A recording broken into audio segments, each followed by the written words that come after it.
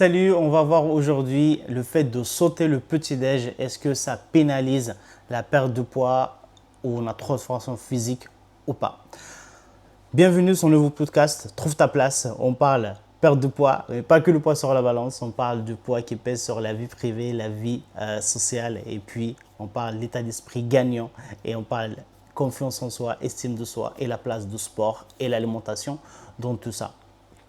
J'avais hâte de faire cet épisode aujourd'hui parce que la dernière fois, une de mes coachées elle avait du mal à manger le matin et du coup, il me dit comment je peux faire. Est-ce que je peux continuer à sauter le petit-déj le matin Je dis en fait, moi je m'en fous en fait de ce petit-déj. Je m'en fous des 3 repas par jour en mode les classiques petit-déj, déjeuner, dîner. L'idée d'une perte de graisse, parce qu'on veut perdre de poids, ce qu'on veut, c'est vraiment éliminer les bourrelets, éliminer l'excès de graisse qu'il y a. Le muscle, on veut le garder. Donc, l'idée, c'est, quand on parle de la transformation physique, on parle de fait de garder la musculature et perdre la masse graisseuse. Et pour ça, il y a un principe fondamental à respecter, c'est augmenter le métabolisme. Et pour ça, l'idée, c'est ne pas le faire chuter non plus et ne pas manger trop pour qu'on puisse stocker la graisse. Pour ça, c'est important d'éviter de faire un régime drastique où on va justement repartir sur des compulsions qui vont nous faire des fois après. Et pour avoir ce cadre-là, l'idée, c'est de donner assez d'énergie à notre corps. Okay? C'est-à-dire donner des portions, notamment des portions protéiques suffisantes. On a un minimum 1 gramme par kilo de poids de corps à manger par jour. Et du coup, il y a un métabolisme basal, c'est-à-dire une quantité de calories que notre corps a besoin pour fonctionner. Si on est inférieur à ce besoin-là, notre corps ne va pas fonctionner comme il faut. Donc l'idée, c'est faire en sorte que si tu ne prends pas le petit-déj, tout simplement, fais-toi un repas supplémentaire l'après-midi.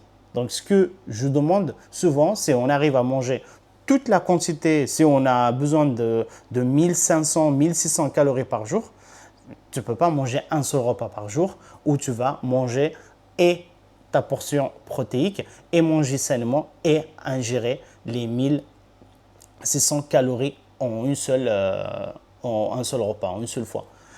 Si tu es capable et niveau digestion, tout va bien, vas-y, fais-le. Et ça te va bien et si ça te correspond comme rythme de vie. Mais souvent, c'est vraiment compliqué de tenir ça. Sur 2 repas, ça commence à être un peu plus facile, mais ce n'est pas toujours évident. C'est pour ça, moi, je recommande souvent à mes coachés d'aller vers 3 ou 4 repas par jour. Et ça, c'est grâce à ça, c'est contre-intuitif, mais c'est grâce à ça que mes coachés perdent de poids. Parce que je leur donne plusieurs repas à manger pour qu'ils mangent sainement, qu'ils mangent la quantité nécessaire pour que le corps bouge et il brûle des calories tout simplement. D'accord? Donc, une de mes coachées m'a posé la question, comment je peux faire? Je dis, ok, moi le petit-déj, je m'en fous. Maintenant, ce que tu peux faire, c'est créer 3 repas ou 4, où tu vas pouvoir manger des petites quantités parce qu'ils ne pouvaient pas manger beaucoup. Du coup, je lui dis, mange un repas 1, un repas 2, un repas 3. Si c'est entre midi et 2, c'est ok, et le déjeuner, donc c'est ok. Le petit-déj, appelle le repas 2, et tu le prends dans la collation entre 15 et 16 heures, j'en sais rien, ou goûter. Et le repas 3, tu le manges, et le dernier repas, tu le manges le soir. L'idée, c'est trouver un rythme qui te correspond. Pour un autre coaché, j'ai fait l'inverse. Lui, je le donnais carrément, parce que le matin, pareil, il mangeait peu, mais en tout cas pas assez. Donc, on a fait 2 repas le matin et 2 repas l'après-midi. Et du coup, il a 4 repas. Et quand on arrive à manger à cette quantité en 2 repas parce qu'on n'arrive pas à manger le petit-déj, c'est ok. Mais souvent, c'est difficile de tenir ça. C'est pour ça, la plupart, ils disent je fais le jeûne intermittent et il ne se passe rien. On mange 2 repas, mais on n'arrive pas à se muscler, on est fatigué ou on stagne parce que les principes de la perte de graisse ne sont pas respectés.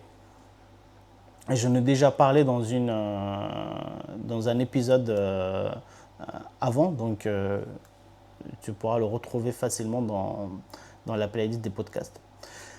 Donc j'espère que c'est clair en fait. L'idée c'est rester flexible dans un cadre qui est logique. La science ne change pas. On nous demande tant de calories, on nous demande tant de protéines. Le corps a des besoins précis. L'idée c'est faire en sorte de lui donner ces besoins-là sans copier ce qu'il fait le voisin ou la voisine.